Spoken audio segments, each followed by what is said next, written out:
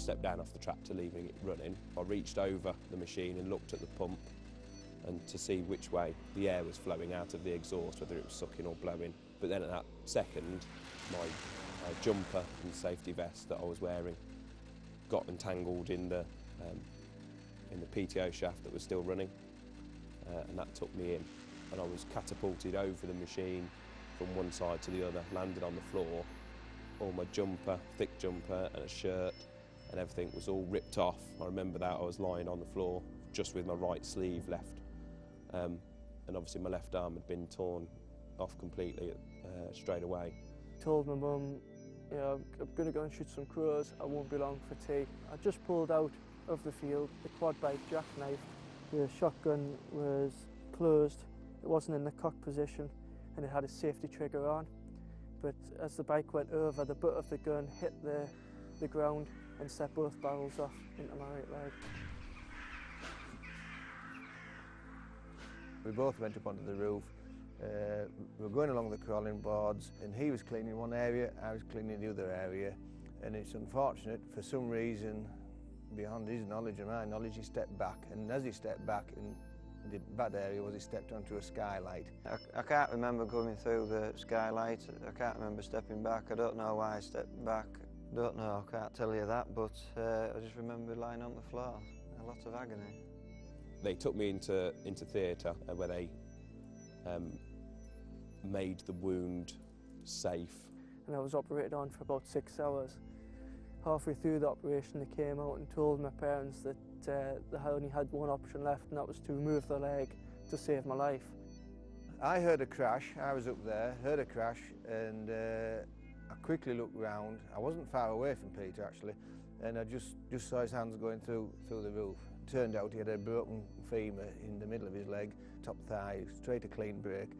My mum and dad were obviously quite upset. My dad was very angry. My mum was very depressed. One of my brothers, he had to attend counselling. Things had gone from bad to worse with my girlfriend. She was really supportive to begin with, and then it all sort of fizzled out, and I went through 3 or 4 months of not really leaving the house. Sort of got you down. You don't think you're in a depression at the time, but when you come out of it, you realise that you are, to the point when my dad had to hide the keys to the gun cabinet.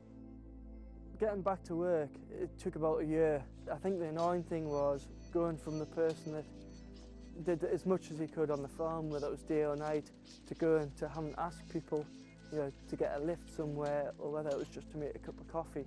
You know, he was laid off probably 7 weeks about, so we have to then pay for contractors to come in to do the work what Peter, such as, you know, driving a combine and things like that. The financial side on the farm, you know, obviously there was one member of staff down, and every day when I was in hospital, Mum and Dad came to visit us, so a number of hours each day were even more short-staffed. The impact on the family side, I think, is the most frustrating part about my accident, because I do feel like I've let a lot of people down by having it.